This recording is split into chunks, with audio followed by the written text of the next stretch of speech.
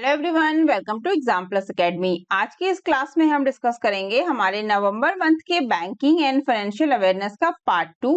आज हम इसका पार्ट 2 डिस्कस करेंगे। इसका पार्ट 1 ऑलरेडी आ चुका है और जल्दी मैं इसका पार्ट 3 भी आपके लिए लेके आऊंगी। कंप्लीट हो जाएगा नवंबर मंथ का banking and financial awareness with important MCQs and important content. और ये जो क्लास रहेगी वो बायलिंगुअल रहेगी। कंप्लीट पीडीएफ आप लोग परचेज करना चाहते हैं तो मुझे व्हाट्सअप कर सकते हैं, और जिन्होंने प्रीवियस पीडीएफ परचेज किए हैं 1 ईयर बैंकिंग फाइनेंशियल अवेयरनेस वो मुझे व्हाट्सअप कर सकते हैं। व्हाट्सअप के थ्रू आपको पीडीएफ मिल जाएगा, ठीक है। और ये क्लास काफी इंपॉर्टेंट है, कंटेंट आपने अच्छे से पढ़ना है लाइन बाय लाइन। काफी इंपॉर्टेंट है कंटेंट। काफी क्वेश्चन पूछे गए हैं प्रीवियस एग्जाम्स में और पूछे जाएंगे आने वाले बैंक एग्जाम्स में कंटेंट से। तो कंटेंट काफी इंपॉर्टेंट एग्जाम्स के पॉइंट ऑफ व्यू से, ठीक है। इसके अलावा आप लोग डिफरेंट सोशल मीडिया प्लेटफॉर्म पर भी ज्वाइन कर सकते हैं। इन सभी के लिंक आपको दिए गए हैं। तो चलिए शुरू करते हैं हमारी आज की क्लास, नवंबर मंथ का banking and financial awareness part 2 first question के साथ। फर्स्ट क्वेश्चन है हमारा, which institutions approved a $460 million result-based loan for the Maharashtra Power Distribution Enhancement Program for Agricultural Solarization? तो किस संस्था ने Maharashtra power distribution enhancement programme for agricultural solarization के लिए $460 मिलियन के रिजल्ट बेस्ड लोन को मंजूरी दी है? Right answer ADB, Asian development bank is the right answer of this question. The ADB approved a $460 million result-based loan for Maharashtra Power Distribution Enhancement Program for Agricultural Solarization to strengthen rural power infrastructure and promote solar-powered irrigation. An additional $40 million concessional loan from the Clean Technology Fund (CTF) administered by ADB will complement the program. The program aims to transform rural power infrastructure, promote renewable energy adoptions, and enhance agricultural productivity through reliable day time solar power. तो ADB ने Maharashtra power distribution enhancement programme for agricultural solarization के लिए $460 million के result based loan को मंजूरी दी है। इसका मकसद गांव के पावर इंफ्रास्ट्रक्चर को मजबूत करना और सोलर पावर सिंचाई को बढ़ावा देना है। एडीबी द्वारा मैनेज किए जाने वाले क्लीन टेक्नोलॉजी फंड सीटीएफ से $40 मिलियन का एक्स्ट्रा कंसेशनल लोन प्रोग्राम को पूरा करेगा। इस प्रोग्राम का मकसद गांव के पावर इंफ्रास्ट्रक्चर को बदलना, रिन्यूएबल एनर्जी को अपनाने को बढ़ावा देना और भरोसेमंद दिन के समय सोलर पावर के जरिए खेती की प्रोडक्टिविटी को बढ़ाना है। तो याद रखिएगा 460 मिलियन अमाउंट है। कभी कभी क्वेश्चंस में अमाउंट भी पूछा जाता है। अमाउंट कितना रहेगा? $460 मिलियन। किसके द्वारा? एडीबी के द्वारा, ठीक है। किसको? तो Maharashtra power distribution enhancement programme for agriculture solarization. Okay, next question. As per the news, State Bank of India launches SBI Star Award to recognize employees' achievement beyond work. The SBI Star initiative recognizes employee excellence in which of the following areas? तो पूछा गया है कि SBI ने काम से हटकर कर्मचारियों की उपलब्धियों को पहचानने के लिए SBI Star अवार्ड लॉन्च किया है। SBI Star पहल निम्नलिखित में से किन क्षेत्रों में कर्मचारियों की बेहतरीन परफॉर्मेंस को पहचानता है? राइट आंसर क्या रहेगा? Art, literature, sports, cultural, social work and environment. Option C is the right answer of this question. SBI has launched an annual employee excellence award called the SBI Star. SBI Star full form Staff Talent Acknowledgement and Recognition to honor employees' achievement beyond professional performance. The initiative recognizes excellence in arts, literature, sports, cultural, social work, and environmental initiative encouraging holistic engagement and employee well-being. SBI Star will adopt a structured and transparent selection process, allowing self-nomination and shortlisting at the circle vertical level to ensure fair recognition of talent. तो SBI ने professional performance से पूरे कर्मचारियों की उपलब्धियों को सम्मानित करने के लिए SBI स्टार नाम का एक सालाना कर्मचारी उत्कृष्टता पुरस्कार लॉन्च किया है, जो अपनी प्रोफेशनल परफॉर्मेंस से परे है, ठीक है। ये SBI एम्प्लॉयज के लिए ये जो पहल है, ये पहल किसमें? कला, साहित्य, खेल, संस्कृति, समाज सेवा और पर्यावरण पहलों में उत्कृष्टता को पहचानती है और समग्र जुड़ाव और कर्मचारियों की भलाई को बढ़ावा देता है। SBI स्टार एक संरचित और पारदर्शी चयन प्रक्रिया अपनाएगा जिसमें टैलेंट को सही पहचान देने के लिए सर्कल वर्टिकल लेवल पर सेल्फ नॉमिनेशन और शॉर्टलिस्टिंग की अनुमति होगी। Next question. Which bank executed its first gold trade as a special category client SCC on India International Bullion Exchange IIBX for 1st of November 2025? तो किस bank ने 1 नवंबर 2025 को India international bullion exchange पर special category client SCC के तौर पर अपना पहला सोने का ट्रेड जारी किया है? राइट आंसर क्या हो जाएगा इसका? State bank of India is the right answer of this question. क्या है? SBI. SBI executed its first gold trade as a special category client SCC on the India International Bullion Exchange on 1st of November 2025, marking a major milestone in modernizing India's gold import ecosystem. IIBX, located at GIFT City, Gujarat, serves as a centralized and transparent platform for bullion imports and trading aimed at reducing dependence on opaque and fragmented import channels. As a special category client, SBI acts as a key intermediary to facilitate gold transaction for jewelers and bullion dealers, ensuring compliance with global trade norms and promoting competitive pricing and liquidity in the market.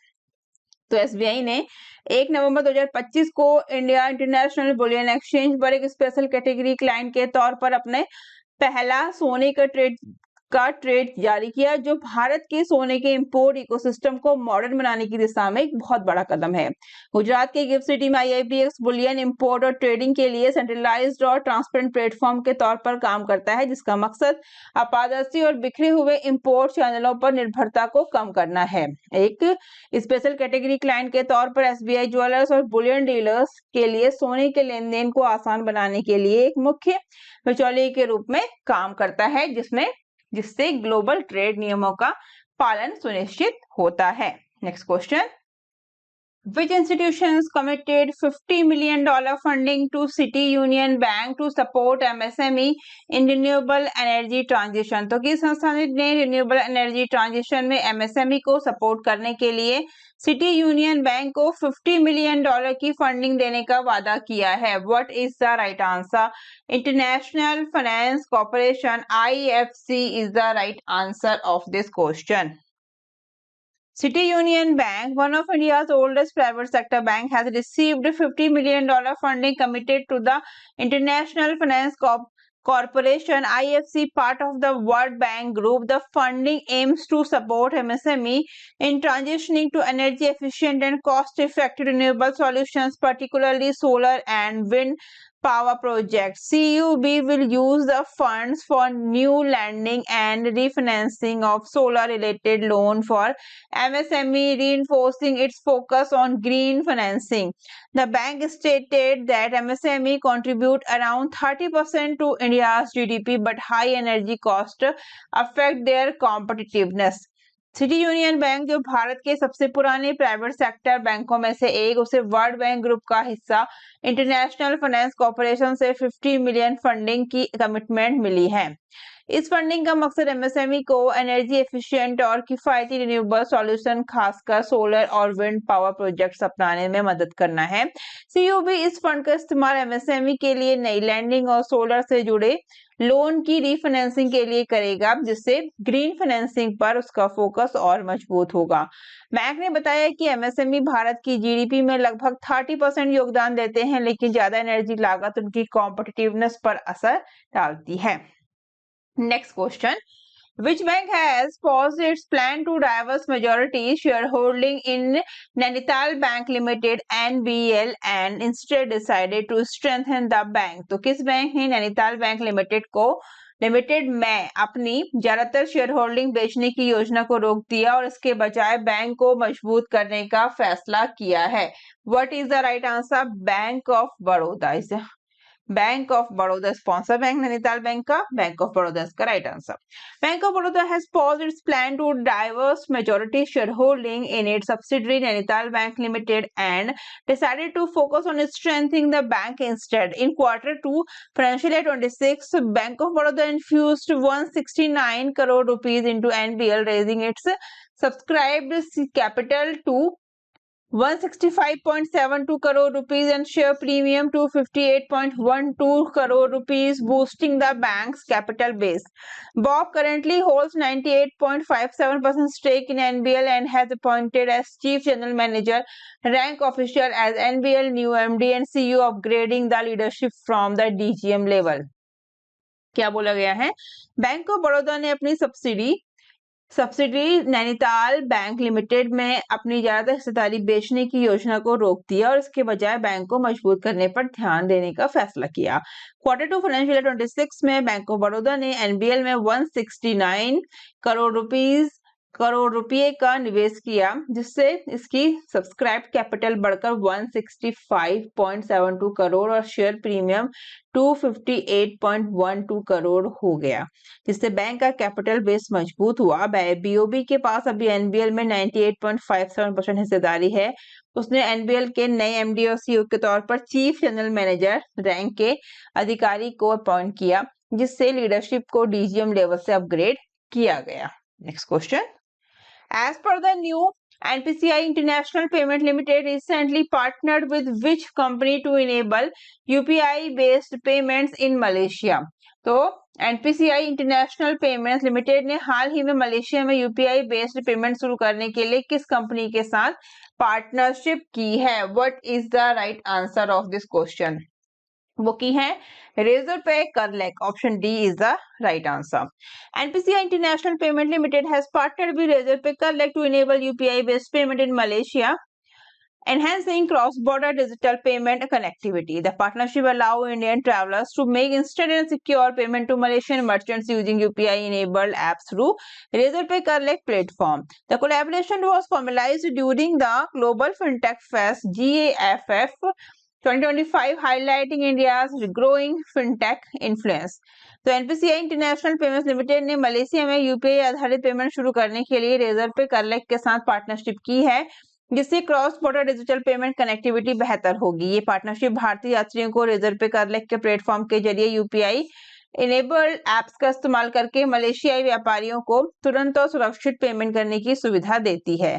यह सहयोग global fintech fest 2025 के दौरान औपचारिक रूप दिया गया, जो भारत के बढ़ते फिनटेक प्रभाव को दिखाता है। Next question, which countries non-residents can now receive INR denominated trade loan from Indian banks as per RBI new measures for internationalization of the Indian rupee? तो आरबीआई के भारतीय रुपये के इंटरनेशनलाइजेशन के नए उपायों के अनुसार किन देशों के नॉन रेजिडेंट भारतीय बैंकों से INR में ट्रेड लोन ले सकते हैं? What is the right answer of this question? तो वो है Bhutan, Nepal and Sri Lanka. Option B. RBI announced new measures to promote the internationalization of the Indian rupee and increase its use in cross-border transaction. Authorized dealer banks are now allowed to extend INR denominated trade-related loans to non-residents from Bhutan, Nepal and Sri Lanka, strengthening rupee trade settlement with neighboring nations. RBI will now establish transparent reference rates for the currencies of key trading partners, including the Indonesian rupiah and UAE dirham, and ensure predictable pricing and reduce cross-currency dependence. Currently, RBI publishes reference rates only for the US dollar, euro, Japanese yen and pound sterling. तो RBI ने भारतीय रुपये Indian rupees के अंतर्राष्ट्रीयकरण को बढ़ावा देने और cross border transaction में इसके इस्तेमाल को बढ़ाने के लिए नए उपायों की घोषणा की। अधिकतर डील यानी कि ऑथोराइज्ड डीलर बैंकों को अब भूटान, नेपाल और श्रीलंका के गैर निवासियों को आईएनआर में ट्रेड से जुड़े लोन देने की अनुमति दी गई है, जिससे पड़ोसी देशों के साथ रुपये में ट्रेड सेटलमेंट मजबूत होगा। Next question, what is the total funding committed for phase 1 Amaravati capital development including contribution from the World Bank, ADB and Government of India? तो अमरावती कैपिटल डेवलपमेंट के फेज 1 के लिए वर्ल्ड बैंक, एडीबी और भारत सरकार के योगदान को कुल मिलाकर कितनी फंडिंग तय की गई है? कितना अमाउंट तय किया गया है, ये पूछा गया है। राइट आंसर हो जाएगा 15,000 crore rupees is the right answer of this question. World Bank to release a second tranche of $200 million for Amaravati Capital Phase 1 development by end of 2025. Both the World Bank and ADB have committed $800 million each, totaling $1.6 billion, 13,600 crore rupees for phase 1 of the project. Government of India has committed an additional rupees 1,400 crore, taking the total phase 1 funding to rupees 15,000 crore. The first disbursement of $207 million from the World Bank was made in March 2025 with 50% utilization so far. World Bank 2025 के आखिरी तक Amravati capital phase 1 development के लिए $200 million की दूसरी किस्त जारी करेगा। वर्ल्ड बैंक और एडीबी दोनों ने प्रोजेक्ट के फेज 1 के लिए $800 मिलियन कुल $1.6 बिलियन देने का वादा किया है। भारत सरकार ने अतिरिक्त 1,400 करोड़ रुपए देने का वादा किया, जिसमें फेज 1 की कुल फंडिंग 15,000 करोड़ हो गई है। वर्ल्ड बैंक से $207 मिलियन की पहली किस्त मार्च 2025 में दी गई थी, जिसमें अब तक 50% इस्तेमाल हो चुका है। Next question, The ADB recently signed a $3 billion sovereign exposure exchange agreement with which global financial institutions to enhance leading capacity for developing countries. तो ADB ने हाल ही में विकासशील देशों के लिए लोन देने की क्षमता बढ़ाने के लिए किस ग्लोबल फाइनेंशियल संस्था के साथ $3 बिलियन का sovereign exposure exchange agreement sign किया है? What is the right answer of this question? World Bank is the right answer, option A. ADB signed $3 billion sovereign exposure exchange agreement with the World Bank to enhance lending capacity for developing member countries. This marks ADB's first EEA with the World Bank and 6 overall since 2020, bringing the total exchange amount to $9 billion. तो ADB ने विकासशील सदस्य देशों के लिए loan देने की क्षमता बढ़ाने के लिए वर्ल्ड बैंक के साथ $3 बिलियन का sovereign exposure exchange agreement sign किया है। यह वर्ल्ड बैंक के साथ एडीबी का पहला ईईए और 2020 के बाद कुल मिलाकर छठा है, जिससे कुल एक्सचेंज की गई रकम $9 बिलियन हो गई है। Next question, which private sector bank headquartered in Kumbakonam has launched an EPF payment remittance feature in collaboration with EPFO? Kumbakonam में हेडक्वार्टर वाले किस प्राइवेट सेक्टर बैंक ने EPFO के साथ मिलकर EPF payment remittance feature launch किया है? किसने लॉन्च किया है? राइट आंसर हो जाएगा city union bank. City union bank ने लॉन्च किया है। City Union Bank, a private sector bank headquartered in Kumbakonam, Tamil Nadu, has launched a new EPF payment and remittance features in collaboration with the EPFO Employees Provident Fund Organization. The features enables corporate customers to remit provident fund amount directly through CUB net banking portal, enhancing ease of compliance and digital convenience for employers. The launch event was conducted by Vijay Anand, Executive Director of City Union Bank, and Manish Agnihotri, Regional PF Commissioner, Tamil Nadu. City union bank, जिसका headquarter Tamil Nadu में है, कुंभकोणम में ने employees provident fund organisation यानी कि EPFO के साथ मिलकर एक नया EPF payment remittance feature launch किया। ये फीचर कॉर्पोरेट कस्टमर्स को सीयूबी के नेट बैंकिंग पोर्टल के जरिए सीधे प्रोविडेंट फंड की रकम भेजने की सुविधा देता है, जिससे एम्प्लॉयज के लिए कंप्लायंस में आसानी और डिजिटल सुविधा बेहतर होती है। Next question, in a landmark achievement reflecting India's growing financial might, which historic milestone did the State Bank of India recently become the first Indian bank to cross, showcasing its unmatched reach in both credit and deposit? तो भारत की बढ़ती वित्तीय ताकत को दिखाने वाली एक ऐतिहासिक उपलब्धि में स्टेट बैंक ऑफ इंडिया हाल ही में पहला भारतीय बैंक बन गया है, जिसने कौन सा ऐतिहासिक मील का पत्थर पार किया जो क्रेडिट और डिपॉजिट दोनों में अपनी बेजोड़ पहुंच दिखाता है? What is the right answer of this question? 100 trillion rupees in total business, option C is the right answer of this question.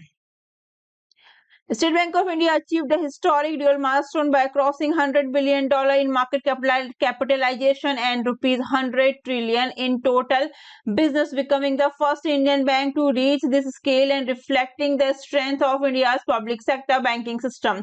SBI market cap surged past $100 billion after strong Quarter 2 financial year 26 performance, joining global banking giants and major Indian firms like Reliance Industry and TCS, showing rising investor confidence and robust retail, SME and corporate lending base. SBI's total business, the sum of advances and deposits, exceeded 100 trillion rupees, marking the first in Indian banking history with advances of rupees 44.2 lakh crore and deposit of rupees 55.9 lakh crore, highlighting its nationwide financial reach. तो state bank of India ने market capitalisation में 100 billion dollar तक और कुल business में 100 trillion rupees का आंकड़ा पार करके एक ऐतिहासिक दोहरा मुकाम हासिल किया है।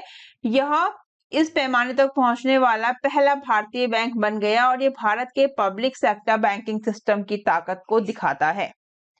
Next question, United Bank of India and Oriental Bank of Commerce, two legacy banks, were merged in a historic consolidation move to create a stronger public sector entity capable of handling global scale financing. Which major bank emerged from this merger? तो United bank of India और oriental bank of commerce, जो दो पुराने बैंकों को ऐतिहासिक merger में मिलाकर एक मजबूत पब्लिक सेक्टर एंटिटी बनाई गई जो ग्लोबल लेवल की फाइनेंसिंग को संभालने में सक्षम है। इस मर्जर में कौन सा बड़ा बैंक बना है, ये क्वेश्चन में पूछा गया है। वो बना है Punjab national bank. India is preparing for a new era of banking reforms, as the Finance Minister Nirmala Sitharaman and RBI Governor Sanjay Malhotra emphasized building large world-class banks to match the country's economic ambitions. The focus is on public sector banks merger, regulatory easing, and creating a competitive financial ecosystem to meet India's evolving credit needs. Past merger included United Bank of India plus Oriental Bank of Commerce, Punjab national bank, ठीक है, syndicate bank, Canara bank, Allahabad bank, Indian bank, Andhra bank plus corporation bank, union bank of India, Dena bank plus Vijaya bank, bank of Baroda and SBI plus 5 associates bank plus Bharatiya Mahila bank, state bank of India. These mergers created a strong institutions capable of handling large balance sheets and global scale financing.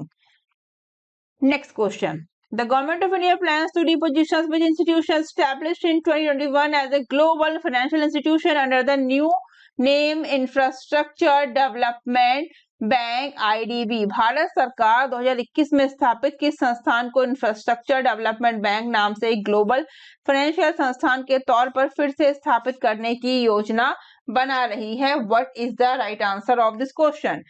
National Bank for Financing Infrastructure and Development, NABFID, is the right answer of this question.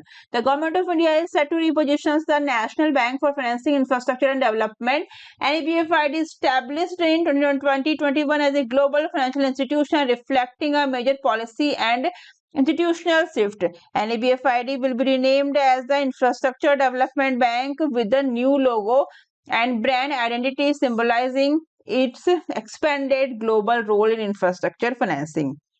NABFID was established under the NABFID Act 2021 as a 100% government-owned development finance institutions and is classified as an all-India financial institutions under the RBI Act 1934. Its core mandate includes providing long-term non-recourse financing for infrastructure projects, refinancing existing infrastructure debt and mobilizing private investment in the sector. तो भारत सरकार 2021 में स्थापित national bank for financing infrastructure and development NABFID को एक global financial institutions के तौर पर फिर से स्थापित करने जा रही है, जो एक बड़े पॉलिसी और इंस्टीट्यूशनल बदलाव को दिखाता है। NABFID का नाम बदलकर इंफ्रास्ट्रक्चर डेवलपमेंट बैंक IDB कर दिया गया, जिसका एक नया लोगो और ब्रांड पहचान होगी, जो इंफ्रास्ट्रक्चर फाइनेंसिंग में इसकी बढ़ी हुई ग्लोबल भूमिका का प्रतीक होगा। Next question, which bank has partnered with Scapia to launch an add-on credit card features that allow sharing of credit limits and travel benefits with up to 3 family members? किस bank ने Scapia के साथ partnership करके एक add-on credit card feature launch किया जो 3 family members तक credit limit और ट्रैवल बेनिफिट शेयर करने की सुविधा देता है? What is the right answer of this question? Federal Bank is the right answer, option C. SCBI and Federal Bank have launched an add-on credit card features allowing primary card holders to share credit limits and travel benefits with up to 3 family members aged 18 or older. The add-on card feature enables independent app access, OTP, and transactions visibility for additional users while allowing both primary and add-on holders to earn and redeem Scapia coins and enjoy unlimited domestic launch access. The onboarding process is fully digital and instant virtual card issuance after KYC and physical delivery within 5 to 7 days. तो स्कैपी और federal bank ने एक add on credit card feature launch किया जिससे primary card holder 18 years या उससे ज्यादा उम्र के 3 फैमिली मेंबर्स तक के साथ क्रेडिट लिमिट और ट्रैवल बेनिफिट्स शेयर कर सकते हैं। ये add on card feature extra users के लिए इंडिपेंडेंट ऐप एक्सेस, ओटीपी और ट्रांजैक्शन विजिबिलिटी देता है। साथ ही प्राइमरी और एड ऑन होल्डर्स दोनों को स्कैपिया कॉइन्स कमाने और रिडीम करने और अनलिमिटेड डोमेस्टिक लॉन्च एक्सेस का फायदा उठाने की सुविधा देता है। Next question, The Insurance Regulatory and Development Authority of India (IRDAI) imposed a ₹1 crore penalty on which insurance company for violating multiple regulatory norms related to outsourcing and intermediary payments. तो insurance regulatory and development authority of India ने outsourcing और intermediary payment से जुड़े कई regulatory नियमों का उल्लंघन करने के लिए किस इंश्योरेंस कंपनी पर 1 करोड़ रुपए का जुर्माना लगाया है? What is the right answer of this question? Liberty general insurance, option D is the right answer. The Insurance Regulatory and Development Authority of India has imposed a ₹1 crore penalty on Liberty General Insurance Company for violating multiple regulatory norms. The violations relate to outsourcing practices, payment of commissions and remuneration, and to intermediary and protection of policyholder interest. The penalty was imposed under Section 102 of the Insurance Act 1938, which empowers IRDAI to take action against insurer for non-compliance with regulations. तो IRDAI ने कई regulatory नियमों को उल्लंघन करने के लिए liberty general insurance company पर 1 करोड़ का जुर्माना लगाया।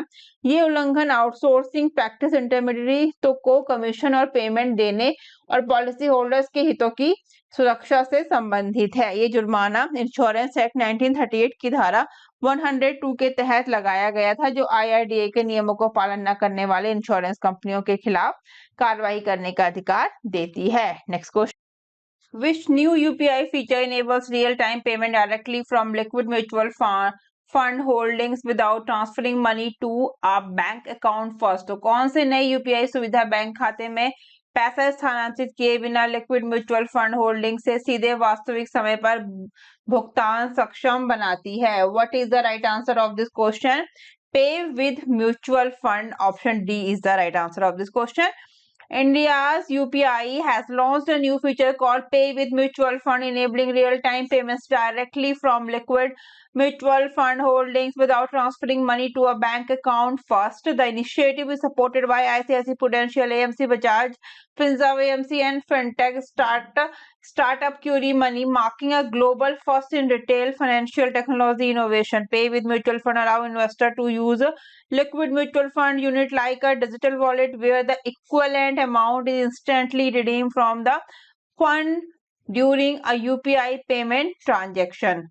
This feature transforms mutual fund investment into a payment-ready asset, seamlessly connecting investment and everyday spending. It functioning like a saving account but offers a market-linked return of around 6 to 7% annually, which is higher than traditional bank saving rates. Next question. What is the name of the AI-powered digital assistant launched by the National Payment Corporation of India (NPCI) to improve grievance redressal and transaction tracking on UPI? तो UPI पर शिकायत निवारण और लेनदेन trekking में सुधार के लिए NPCI द्वारा लॉन्च किए गए AI संचालित डिजिटल सहायक का नाम क्या है? ये आपसे क्वेश्चन में पूछा गया है। क्या राइट आंसर इसका हो जाएगा? UPI Help is the right answer of this question. The National Payment Corporation of India (NPCI) has launched the UPI Help, an AI-powered digital assistant designed to enhance user experience and trust in digital transaction by simplifying grievance redressal and transaction tracking on UPI. UPI has provided real-time support for users facing failed or delayed transaction, unclear payment statuses, and auto-pay mandate queries, making the payment experience smoother and more transparent. The assistant can resolve failed or pending transactions, check payment statuses instantly, and allow users to raise and track complaints in real time. तो NPCI ने UPI help launch किया, जो एक AI संचालित digital सहायक है। इसे UPI पर शिकायत निवारण और लेन देन ट्रैकिंग को सरल बनाने और डिजिटल लेन देन में उपयोगकर्ता अनुभव को और विश्वास को बढ़ाने के लिए डिजाइन किया गया है। यूपीआई हेल्प्स विफल या विलंबित लेन देन, अस्पष्ट भुगतान स्थिति और ऑटो पे जनादेश संबंधित प्रश्नों का सामना कर रहे उपयोगकर्ता को रियल टाइम सहायता प्रदान करता है, जिससे भुगतान अनुभव अधिक सहज और पारदर्शी हो जाता है। Next question. Under the targeted long-term repo operation (TLTRO) schemes, banks must maintain specified securities in which category of their portfolio till the maturity of TLTRO funds. तो लक्षित दीर्घकालिक रेपो परिचालन TLTRO योजना के तहत बैंकों और TLTRO फंड की परिपक्वता तक अपने पोर्टफोलियो की किस श्रेणी में निर्दिष्ट प्रतिभूतियों को बनाए रखना चाहिए? What is the right answer of this question? STM, held to maturity. Option C is the right answer. Banks are required to maintain specified securities equivalent to the amount received under targeted long-term repo operations (TLTRO) in the STM held to maturity book at all times till the maturity of the TLTRO funds. Under the TLTRO scheme, bank must invest the borrowed amount in fresh acquisitions of specified securities over the above holding as on 26th of March 2020 from the primary or secondary market. There is no maturity restrictions on the security acquired under the TLTRO scheme, but the outstanding STM holdings must not fall below the amount available under TLTRO. The specified securities acquired under TLTRO can remain in the STM portfolio till their maturity even after the maturity of TLTRO funds. तो बैंकों को लक्षित दीर्घकालिक repo परिचालन के अंतर्गत प्राप्त राशि के बराबर निर्दिष्ट प्रतिभूतियों को TLTRO फंड की परिपक्वता तक समय अपने STM परिपक्वता तक आधारित बही में बनाए रखना आवश्यक है। TLTRO योजना के अंतर्गत बैंकों को उधार ली गई राशि को प्राथमिक या द्वितीयक बाजार से 26 मार्च 2020 तक की होल्डिंग्स के अतिरिक्त निर्दिष्ट प्रतिभूतियों के नए अधिग्रहण में निवेश करना होगा। Next question. The World Bank approved a $280 million program to improve life expectancy and quality of life for elderly and vulnerable people in which Indian state? तो विश्व बैंक ने किस राज्य में बुजुर्गों और कमजोर लोगों के लिए जीवन प्रत्याशा और जीवन की गुणवत्ता में सुधार के लिए 280 मिलियन अमेरिकी डॉलर के कार्यक्रम को मंजूरी दी है? What is the right answer of this question? Option D, Kerala is the right answer of this question. The World Bank has approved $280 million program to improve life expectancy and quality of life for 11 million elderly and vulnerable people in Kerala. The Kerala Health System Improvement Program aims to expand health coverage and build resilient health system against climate shocks.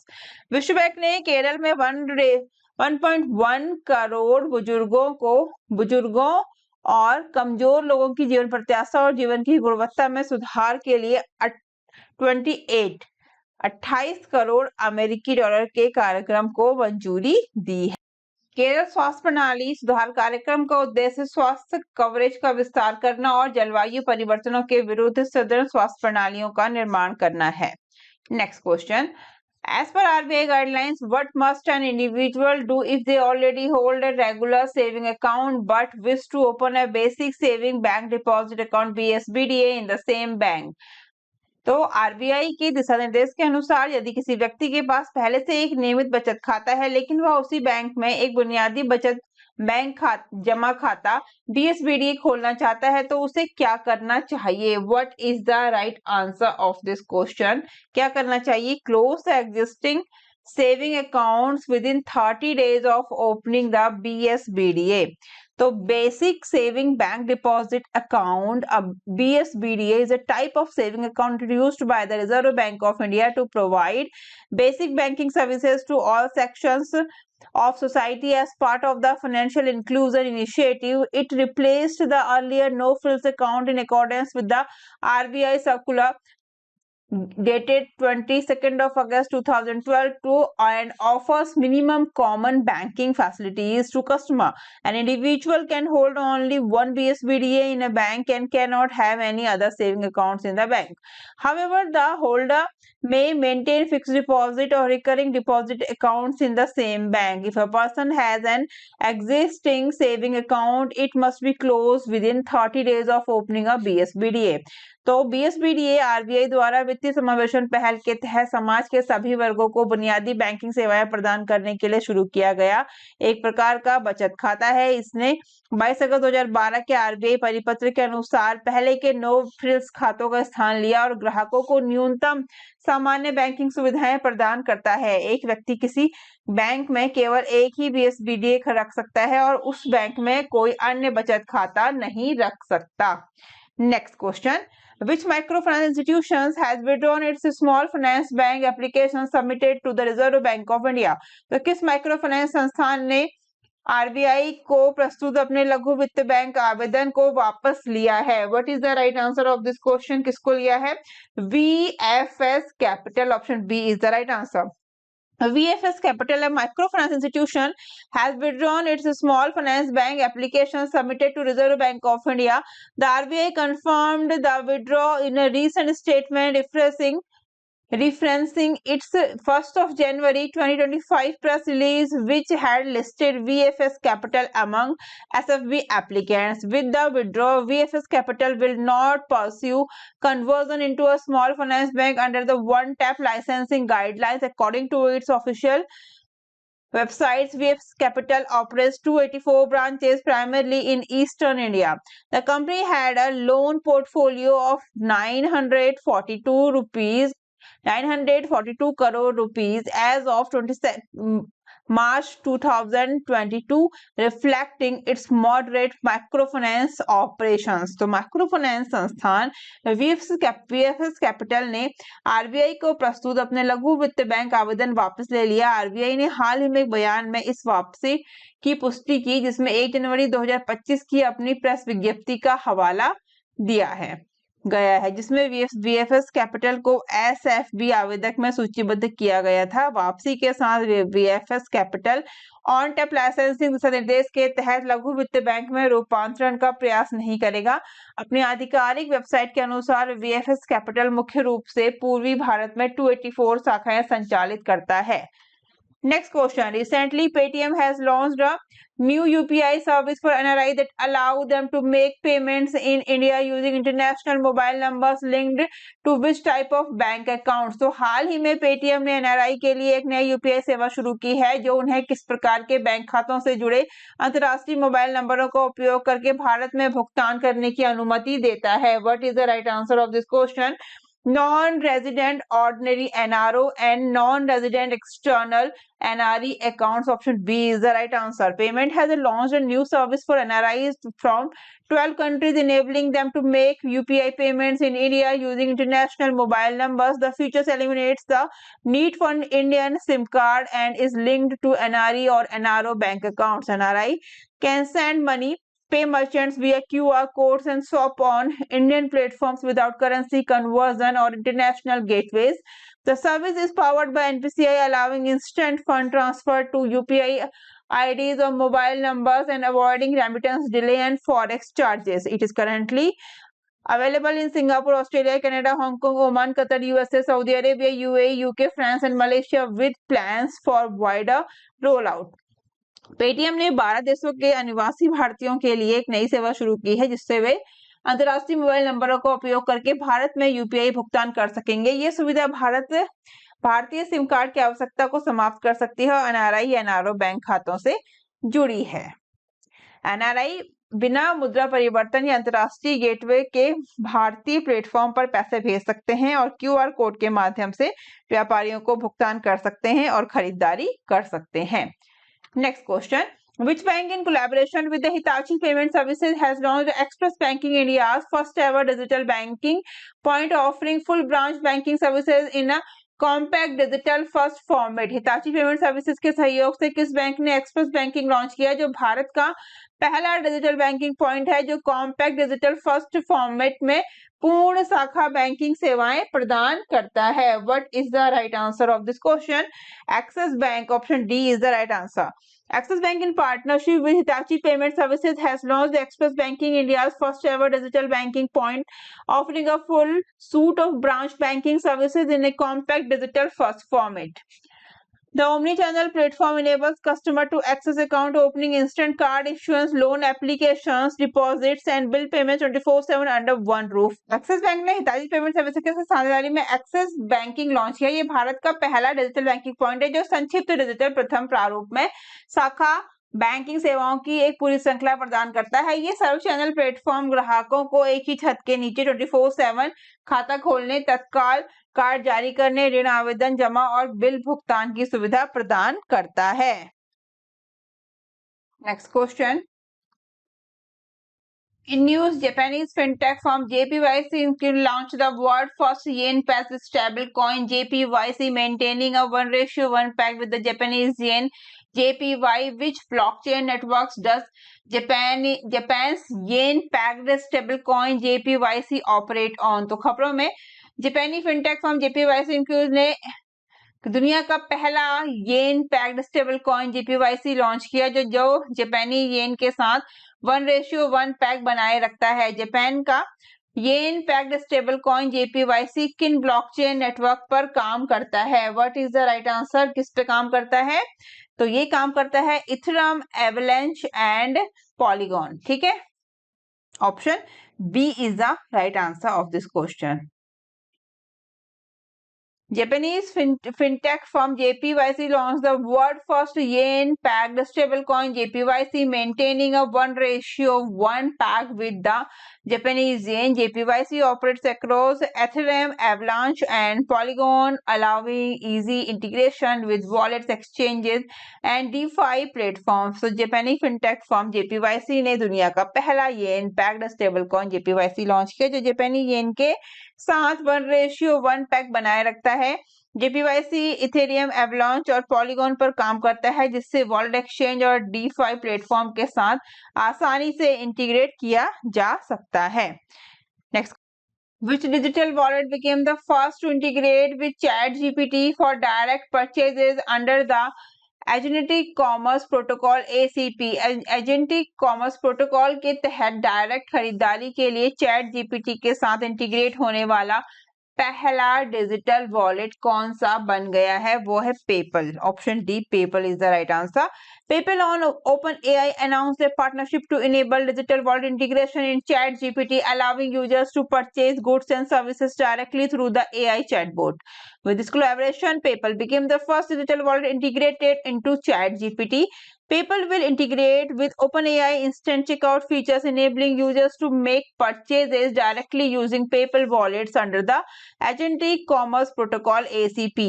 तो PayPal और OpenAI ने ChatGPT में digital wallet integration को enable करने के लिए एक partnership announce की है जिससे यूजर सीधे AI चैटबॉट के जरिए सामान और सर्विसेज खरीद सकेंगे। इस कोलैबोरेशन के साथ PayPal ChatGPT में इंटीग्रेट होने वाला पहला डिजिटल वॉलेट बन गया। PayPal OpenAI के इंस्टेंट चेकआउट फीचर के साथ इंटीग्रेट होगा जिससे users agentic commerce protocol ACP के तहत पेपल वॉलेट का इस्तेमाल करके सीधे खरीदारी कर सकेंगे। तो इसी के साथ ही हमने कंप्लीट किया हमारा नवंबर मंथ का बैंकिंग एंड फाइनेंशियल अवेयरनेस का पार्ट 2 और उसका पार्ट 3 जल्दी में लेके आऊंगी। पार्ट 1 ऑलरेडी आ चुका है। क्लास अच्छी लगे तो शेयर जरूर करें, अदर स्टूडेंट्स को चैनल का नाम जरूर बताएं और कुछ भी PDF आपको परचेस करना है उसके रिगार्डिंग आप लोग मुझे व्हाट्सअप कर सकते हैं। कुछ भी क्वेरीज हैं आप लोग पूछ सकते हैं और डिफरेंट सोशल मीडिया प्लेटफॉर्म पे ज्वाइन कर सकते हैं। सभी के लिंक आपको दिए गए हैं। तो जल्दी मिलते हैं हमारे नेक्स्ट क्लास में। तब तक के लिए bye bye, take care, thank you, thanks for watching.